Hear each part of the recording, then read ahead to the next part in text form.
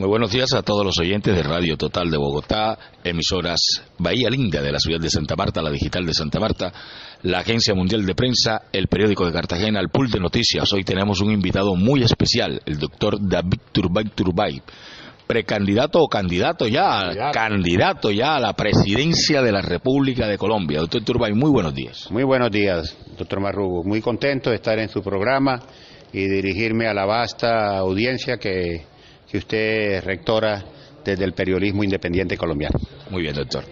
Doctor, una pregunta que quería hacerle. ¿Qué lo motivó a regresar a la arena política después de más de 20 años de estar usted obligado, porque no fue que usted quiso, sino que lo obligaron con triquiñuelas a retirarse de la arena política? Pues la grande desesperanza nacional. El momento de la vida colombiana es de desconcierto.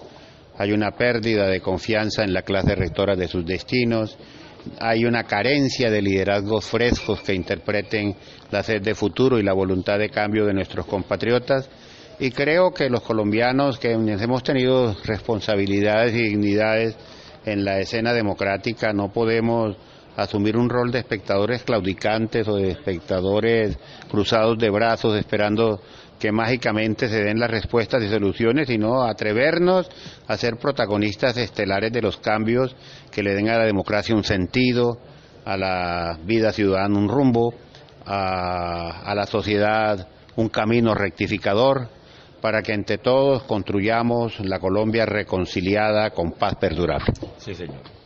Doctor Turbay, ¿qué le propone a los colombianos para ser elegido como presidente de la República? Fuera de micrófono ya usted me estaba contando, cuéntelo ahora con los micrófonos abiertos. Con gusto. Mire, yo miro con tristeza que el escenario de la hora presente, el escenario democrático, es solo de agravios, de descalificaciones, y no registra uno argumentos, y el país lo que quiere son respuestas, soluciones a los problemas que golpean el rostro sufrido de nuestros colombianos. Y yo por eso lo primero que hice al regresar a la arena democrática fue lanzar un nuevo modelo económico que propugna en primer lugar por un incremento de no menos del 50% al salario mínimo legal vigente.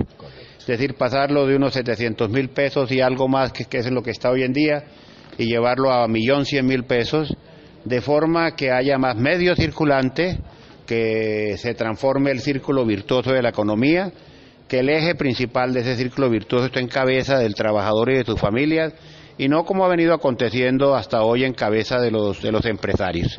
Yo creo que no es una propuesta populista, sino el reconocimiento de que la escuela neoliberal, el pensamiento de la escuela de Chicago ha hecho caos, ha hecho crisis, y nos corresponde ensayar unos nuevos modelos. Yo creo que si el trabajador colombiano tiene más medios, tiene más recursos, pues va a comprar más, y si hay que comprar, si tiene con qué comprar, hay que producir más, y si el empresario tiene que producir más, tiene que contratar más gente para que se produzca esa producción masiva, y si hay quien compre y hay mayor producción, aumenta la base gravable, la base tributaria, y si hay base tributaria tendremos recursos para consolidar el ahorro interno. Entonces yo creo que nos toca rectificar ante eso.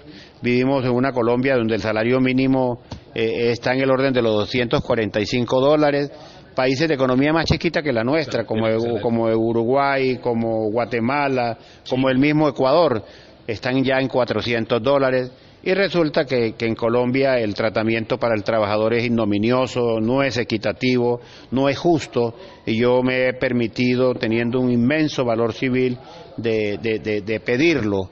Hace unos días me reuní con algunas de las centrales de trabajadores colombianos y veo la alegría que reina en esas confederaciones de trabajadores por el hecho de que un demócrata, yo no soy comunista, yo no soy socialista, yo soy un hombre de pensamiento liberal, pues se haya atrevido a poner el dedo sobre la llaga y haya pedido un tratamiento justiciero entre los trabajadores colombianos. Yo estimo que el país no puede seguir como va. Vea, hay 11 millones de trabajadores colombianos. De esos 11 millones, 5 millones y medio viven del salario mínimo. Y el 84% de los 11 millones de trabajadores viven con menos de 2 salarios mínimos. Y 3 de cada 10 colombianos viven con 5.000 pesos diarios. Yo no sé cómo hacen, son los grandes magos del acontecer del país, pero eso demuestra, que vivimos en una sociedad golpeada por la miseria, en donde no hay justicia y en donde se requiere una voluntad política de un gobierno serio para darle un vuelco a los aconteceres y poder contribuir a lo que yo llamo la felicidad bruta nacional más que al Producto Interno Bruto de la nación. Yo tengo la convicción de que el país va a reaccionar frente a estas propuestas y nos va a dar una segunda oportunidad. Mi propuesta es la de las segundas oportunidades. No solamente es para la izquierda, como se le ha dado en buena hora a la FARC y debe dar también al ELN, sino también a la derecha y también a los políticos. Hay que reconciliar la sociedad, menos odio, menos polarización. Frente a la polarización evidente en la vida colombiana, yo aspiro a ser la tercera vía, la vía reconciliadora para construir entre todos el superior destino de Colombia. Mire, a mí me duele lo que viene aconteciendo con los jóvenes. Pasamos de tener de 15 bachilleres que se hacen profesionales de cada 100 a 40 bachilleres que se hacen profesionales de cada 100. Pero vea qué es lo que está aconteciendo. Tenemos que salen los profesionales y les dan un tratamiento de aprendices basados en una inexperiencia. Y salen a ganarse después de 5 años de un inmenso esfuerzo económico de sus familias. A ganarse 800, 900 mil pesos. ¿Qué se produce? ¿Qué se está produciendo? Un éxodo profesional hacia países que se van para Chile, se van para México, se van para Panamá, se van para el Ecuador, porque aquí en Colombia no se encuentran, no tienen la forma de retribuirle a sus familias frente al esfuerzo que realizaron para ellos y de mejorar sus niveles de vida. Yo he propuesto el salario mínimo profesional, que cualquier profesional colombiano, si obtiene un puesto en las instituciones del Estado o en el sector privado, no pueda ganar menos de 2.5 salarios mínimos legales, es decir, en términos de hoy alrededor de unos 1.800.000 pesos. ¿Y esto de cristalizarse no afectaría la economía colombiana, como dicen los que creen saber? No, es que el salario mínimo no puede pasar de ahí porque entonces la economía se desestabiliza. No, eso no es cierto, son versiones apocalípticas sobre todo lo que tenga que ver con el salario. Eso se llama dependencia de la escuela de Chicago. Lo mío no es altanero, lo mío no es demagogia, lo mío no es populismo, es reconocer una realidad que no podemos. ¿De qué sirve regalar casas si la gente no tiene cómo pagar las cuotas? ¿De qué sirve regalar casas si la gente no tiene cómo pagar los servicios públicos? Entonces estamos viviendo una Colombia en una situación económica bien difícil, y lo económico tiene que ser mirado también con ingredientes y componentes sociales como una óptica posibilitante de un superior ejercicio democrático para el país. Doctor Turbay, una pregunta un poquito, ¿cómo le diría yo? Sus enemigos políticos están aún vivitos y coleando. ¿No le da miedo que lo vuelvan a hacer otra canallada? Doctor, si el país y la democracia no tienen espacio para los cobardes. Aquí se necesita valientes. Claro que sí. Yo he dado un salto riesgoso. Me dan un tratamiento no siempre respetuoso los medios de comunicación y mucho menos decoroso, porque lo recibo por parte de quienes representan el privilegio nacional. Yo voy a dar mi batalla porque en Colombia no puede haber más privilegios y no merecimientos. Yo voy a dar la batalla porque en Colombia hay que presentar argumentos y políticas y no solamente descalificaciones.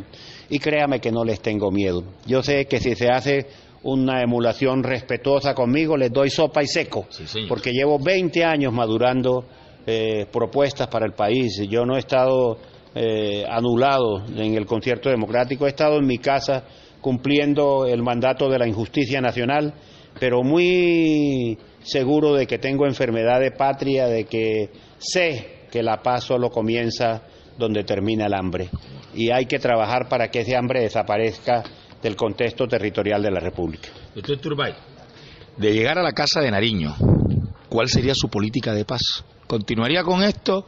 ¿Lo replantearía? ¿Le daría algunos cambios? ¿Le daría algunos retoques, algunos ajustes? ¿O David Turbay tiene su propia política de paz? En política cada día trae su afán. Los gobernantes no juran nada diferente a cumplir la Constitución y las leyes de la República. Cuando yo me juramente como presidente de Colombia el 7 de agosto del año 2018, ya esto tendrá leyes que rectorarán el desempeño y la evolución del proceso de paz, y mi deber será cumplirlos. Naturalmente que puede haber unas extensiones, el derecho a la igualdad tiene que prosperar en el país, así como se le da a la izquierda la oportunidad de una segunda oportunidad, también tenemos que dársela a otras franjas estructurales del pensamiento político y del accionar político colombiano para que puedan también involucrarse al torrente democrático de la nación. Yo creo que aquí de lo que se trata es que quede claro, David Turbay ejercerá un gobierno social, de avanzada, democrática, respetuoso de las leyes, respetuoso de la Constitución, pero con voluntad política cabal para que los humildes de la patria colombiana no sean unos agregados de quinta en la vida del país, sino actores fundamentales del superior progreso de la nación. Doctor Turbay, una pregunta, ¿está usted impedido para ser presidente? De modo alguno. Mire, yo tengo argumentos históricos, filosóficos y jurídicos que me permiten asegurar que tengo la cabal aptitud jurídica, moral y política para llevar en mis manos limpias las riendas del carruaje reconstructor de la República. Históricos. En 1962 el presidente Alfonso López Miquelsen estaba inhabilitado para ser presidente de Colombia. ¿Por qué? Porque era un liberal, era el movimiento revolucionario liberal, y por el mandato de la Constitución que establecía la alternación presidencial en el Frente Nacional, el turno le correspondía al Partido Conservador. Correcto. El doctor López fue a inscribirse y le dijeron: usted está inhabilitado, y le negaron la inscripción. Y entonces el doctor López acudió al Consejo de Estado y el Consejo de Estado le dijo: a las autoridades administrativas no les compete eso, y autoridad administrativa también es el Consejo Nacional Electoral. Le dijo: lo que tiene que ver con calidades, con inhabilidades y procesos preparatorios es de competencia excluyente de la sala especializada del Consejo de Estado. Y el doctor López pudo inscribirse y sacó 668.000 votos reputados como válidos. Argumentos jurídicos. La Constitución tiene dos partes, la parte dogmática y la parte orgánica. La parte dogmática es en donde están los principios, los valores, las normas indirectas y abstractas, las cláusulas de condicionamiento interpretativo para el resto de la Constitución. Y en la parte dogmática de la Constitución tenemos que el artículo 40 dice que todo colombiano tiene derecho a elegir y a ser elegido. Y el artículo 28 dice que no hay penas imprescriptibles en la nación, que no hay penas para toda la vida.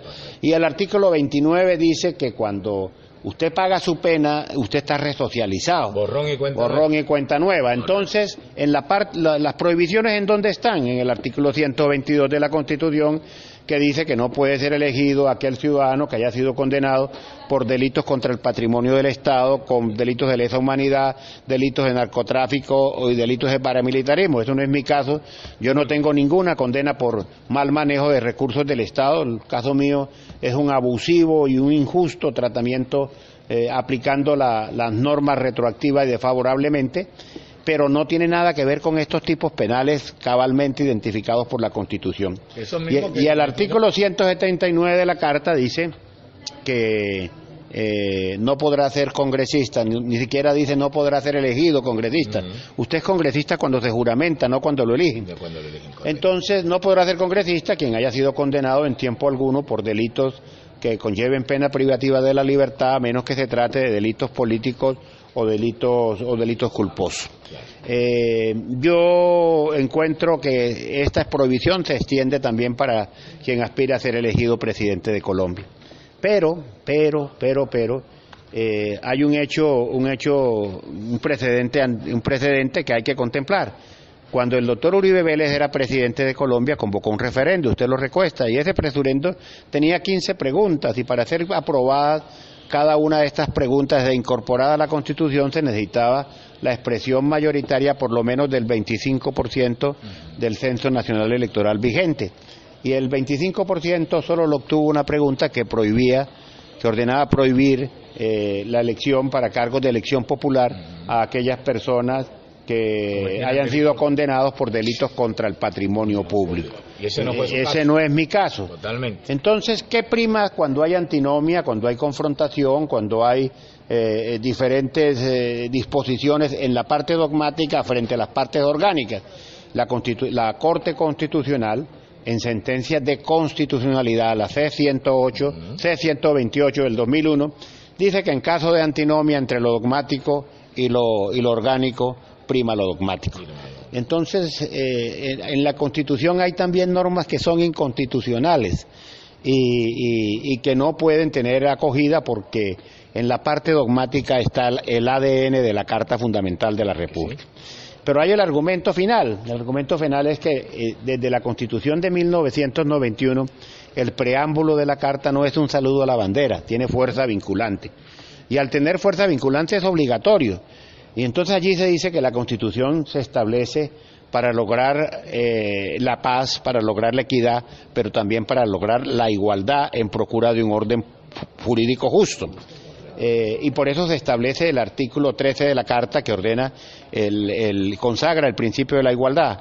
Si a usted se le aplica una norma del Estado que lo favorece, yo tengo el mismo derecho a pedir de los jueces que me apliquen esa norma que lo favoreció a usted, pero que también debe favorecerme a mí. ¿Es una norma doble vía? No, por eso. Entonces, ante eso, si en buena hora le dieron a la FARC la oportunidad de aspirar a cualquier cargo, ¿por qué no a mí? Si yo no he matado a nadie, yo no he secuestrado a nadie, yo no me he robado un peso del Estado, a mí me persiguieron políticamente, yo fui víctima del sicariato moral, yo fui víctima del círculo del privilegio que les gusta tanto la moral que la tienen doble.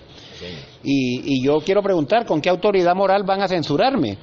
Cuando han resultado ser los chicos buenos peores que los denominados chicos malos, cuando lo que están recibiendo son millonadas de dólares para empequeñecer la democracia nacional. Entonces, ese es el gran dilema.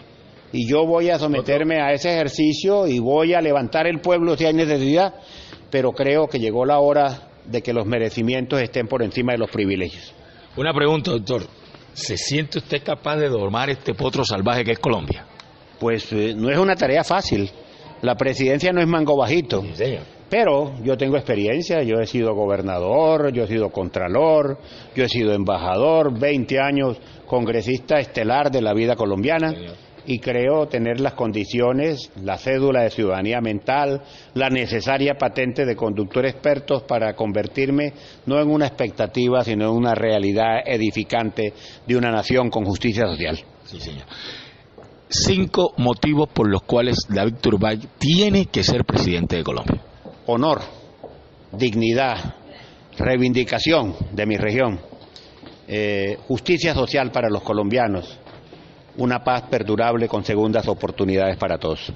Invita al pueblo de Colombia a que voten por usted, doctor Turbay. Pues claro que sí, yo tengo autoridad moral para exigir o solicitar un respaldo colectivo. ¿Por qué? Porque yo padecí la injusticia, porque yo sé lo que es la persecución, porque yo sé lo que es el dolor del pueblo, porque yo sé lo que es la felicidad cuando hay reivindicaciones, y por eso creo que de la mano del pueblo y con la bendición de Dios, porque yo haré este proyecto de la mano del Todopoderoso, que es el que quita y pone reyes, haré la gran revolución democrática que durante tantos lustros han venido esperando los colombianos, ansiosos de que la felicidad toque las puertas de Colombia, de que también Colombia tenga una segunda oportunidad sobre la tierra.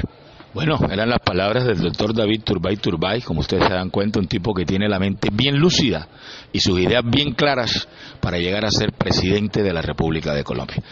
Les habló Gerardo Marrugo González para el Pool de Noticias. Sigan ustedes en sintonía. Gracias, Gerardo.